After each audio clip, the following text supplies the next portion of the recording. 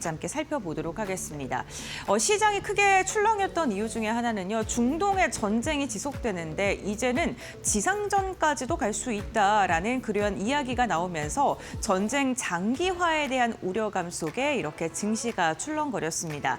지금 오늘의 A컷 사진은 미군의 사진을 준비했는데요.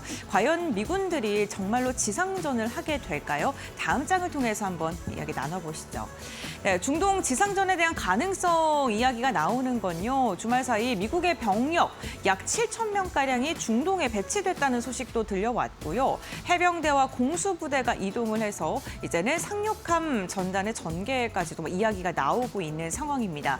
이 트럼프가 말했던 5일이라는 시간이 미군이 이제는 이란 쪽, 중동 쪽으로 이동할 수 있는 시간인 듯한데요. 이란 같은 경우에는요. 이러한 소식을 듣고 결사항전의 의지를 또 굳건히 하는 듯한 모습이 확인이 됐습니다. 미군이 만약에 오게 되면 불태워버리겠다. 그리고 포획과 응징을 하겠다라고 굉장히 강경한 입장을 내비쳤고요. 이제는 이 양 국가가 협상을 지속하는 것보다는 군사적인 충돌이 더 길어질 가능성이 양 국가의 태도들을 통해서 시장에서는 해석이 나오고 있는 듯합니다. 그렇다면 시장에서는 왜 지상전을 싫어하고 중요하게 생각하는 걸까요? 금융시장은요. 전쟁이 진행되는 것보다 중요하게 생각하는 게 얼만큼의 시간 동안 전쟁이 진행되느냐입니다. 그러니까 유가의 변동성이라던가 원자재 공급망에 대한 불안정성 그리고 금리에 대한 결정 가능성이 금융시장에 영향이 더 크기 때문에 속전속결로 끝나는 것보다는 이렇게 더 길게 이어지는 것에 대한 피로감과 변동성을 더 싫어하는 거겠죠. 그런데 지상전이 되게 된다면 단기간에 종료를 하는 건 당연히 좀 어렵게 되고요. 그리고 중동 국가 전역으로 확전될 가능성에 대한 우려감, 또 원유 공급이 더 늘어날 것이다라는 그런 여러 가지 우려감들이 섞이면서 결국에는 유가가 지속적으로 상승 압력을 받을 수밖에 없고 이게 물가 상승으로 이어지고 그러면 또 중앙은행에서 금리를 동결하거나 인상할 수밖에 없는 상황이 될 수 있다라는 그런 해석들이 더해지면서 시장에서는 지상전에 대한 우려가 커지고 있는 듯한 상황입니다. 여기에다가 유가 부분도 빼놓을 수 없을 듯합니다. 이제 전쟁이 장기화가 된다면 기름값이 $150가 될 수도 있다라는 시나리오까지 나오고 있는 건데요. 가장 중요하게 시장에서 생각하는 건 아무래도 중동 국가다 보니까 그렇다면 원유를 어떻게 운송을 할 것이냐, 차질이 일어나진 않을까에 대한 부분을 집중적으로 보고 있습니다. 도널드 트럼프 미국 대통령 역시나 이란의 원유를 원한다라는 이러한 언급을 하기도 했고요. 그런데 좀 문제가 발생한 게요. 이란 쪽 말고요. 사우디아라비아 아래쪽에 예멘이 있지 않습니까? 예멘에 있는 후티 반군이 이스라엘을 향해서 탄도미사일을 발사를 했다고 합니다. 그러면서 참전을 공식화할 것인데 이 부분을 시장에서는 가장 좀 우려하고 있는 듯합니다. 왜냐하면 이렇게 참전을 공식화가 하게 되면요. 호르무즈 해협이 지금 이란 옆쪽에서 봉쇄에 대한 이야기 지속적으로 나오고 있고 기뢰를 설치했다. 여기에 물동량이 지금 전 세계 원유가 25%가 지나가고 있는데 그럼 당연히 원유값이 오를 수밖에 없지 않느냐 이런 여러 가지 이야기들이 나오고 있는데 이 예멘도 비슷한 지형으로 이렇게 설계가 돼 있고 그 위쪽에 사우디아라비아가 있습니다. 그렇기 때문에 여기도 세계 원유 운송량의 10%를 차지하고 있거든요.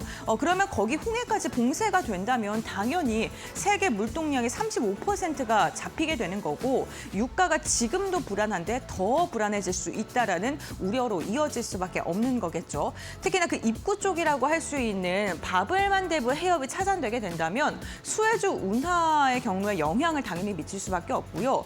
유럽과 아시아 물류에 직접적으로 타격이 이어질 수밖에 없기 때문에 이 부분을 시장에서는 가장 크게 우려를 하고 있습니다. 만약에 홍해를 봉쇄가 되는 게 현실화가 된다면 후티 반군이 봉쇄를 하게 된다면 유가가 진짜로 $150까지 열릴 가능성에 대한 이야기 나오고 있고요. 지금 그러한 조짐이 나타나고 있다는 것에 대해서 시장은 불안해하고 있습니다.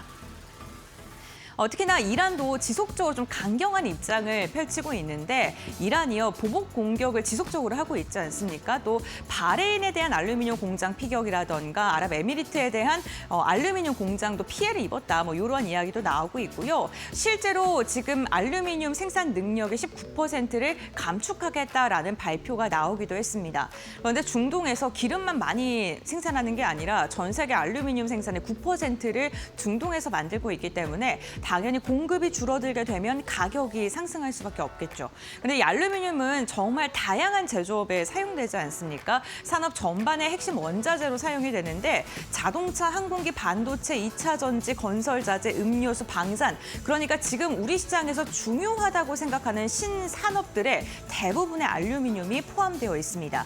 그렇기 때문에 제조업들의 단가가 상승될 수밖에 없고 가격만 오르면 다행인데요. 만들 수 없을 지경에 갈 수도 있다라는 우려까지 더해지면서 이로 인해 오늘 반도체라던가 제조업 관련된 기업들의 움직임도 조금은 둔화되는 출렁거림이 나타나는 게 이런 알루미늄 공급 차질과도 관련되어 있다는 점도 참고해 보시면 좋겠습니다.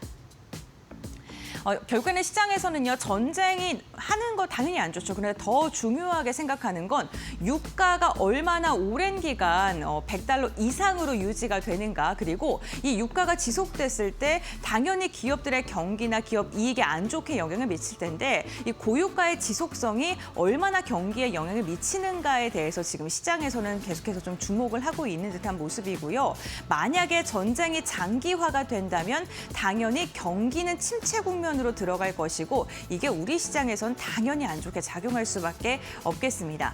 하지만 뭐 부정적인 의견만 있는 건 아닌데요. 만약에 전쟁이 또 빠르게 회복이 된다면 AI 투자에 대한 기대감이나 반도체 수출 증가에 대한 흐름은 여전하기 때문에 위험 자산이 빠르게 반등할 가능성에 대한 이야기는 나오고 있습니다. 다만 시장에서는 아직은 조금 물음표인 게요. 트럼프의 행동입니다.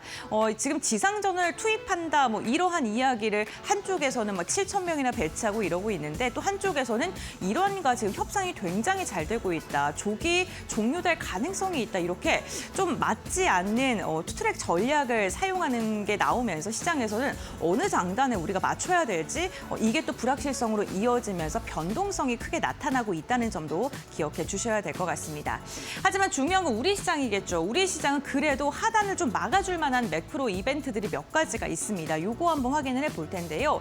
우선 가장 크게 대규모의 자금이 증시로 유입될 가능성입니다. 배당 분리과세로 인한 기대 자금이 한 62조가량이고요. 퇴직연금 기금화 자금이 한 19조, 20조가량이 된다고 하면 이게 합치게 되면 81조인데 이게 시장으로 다시 유입될 가능성이 좀 거론이 되고 있는 거고요. 다만 변동성이 나타나고 불안한 시장이다 보니까 금리 중심의 투자라기보다는 이 시장에서는 배당 중심으로 좀 투자를 이동할 가능성, 특히나 정부 정책과 맞물려서 고배당주로 좀 선택을 할 수 있다라는 분석이 더해지고 있는 만큼 이러한 단단한 금액들이 우리 증시 하단을 막아줄 것이다라는 이야기 나오고 있고요. 만약에 유입되게 된다면 증시 하단 지지해주고 개인들도 또 그러면은 시장 흔들릴 때 사야 된다라고 생각하고 매수할 수 있고 변동성을 좀 줄여줄 수 있는 진동의 폭을 좀 축소시킬 수 있는 영향이 될 것이다라는 이야기고요. 두 번째 같은 경우에는요. 다음 달에 있을 이벤트죠. 다음 장 통해서 함께 확인해 보겠습니다. 바로 4월부터 세계 국채지수의 편입이 시작이 되는데요. 그렇게 된다면 최대 90조가량의 자금 유입이 좀 기대가 되고 있습니다. WGBI 같은 경우 세계 국채지수라고 해서요. 글로벌 연기금이나 자산 운용사가 투자 기준으로 활용하는 지수인데 만약에 편입되게 된다면 글로벌 대규모의 자금이 국내 증시로 유입될 수밖에 없겠죠. 패시브 자금이 유입되는 거고요. 지금 시장에서 예상하는 자금 규모 최대 90조가량으로 예상이 되고 있고 이러한 글로벌 자금들이 유입되게 된다면 시장 역시나 변동성을 축소시키겠죠. 외국인의 원화채권 순투자 추이를 보게 된다면 지금 지속적으로 좀 증가하고 있습니다. 그런데 또 만약에 이 편입이 되게 된다면 이 규모가 더 늘어날 수도 있다라는 부분은 좀 참고해 주시면 좋을 것 같고요. 다음 장 이어서 보겠습니다. 이와 함께 자금이 유입되게 된다면 당연히 국채 수요가 증가하게 되고 금리 안정에 대한 기대감도 있는데 가장 제가 좀 중요하게 보는 게 원화 신뢰도에 대한 개선, 원달러 환율이 좀 안정될 수 있게 되고 그렇게 된다면 외국인의 유입이 또다시 오는 선순환 구조가 진행이 될 수 있겠죠. 금융시장이 안정화될 것이다라는 기대감으로 이어지고 있습니다. 사실 이 90조라는 게요. 4월부터 11월까지 단계적으로 진행되기 때문에 단기 후가는 제한적일 수는 있겠습니다만 그럼에도 불구하고 달러 환율을 좀 안정시키게 된다면 지금 계속 이탈하고 있는 외국인을 좀 붙잡을 수 있는 요인이 되지 않을까 싶고요.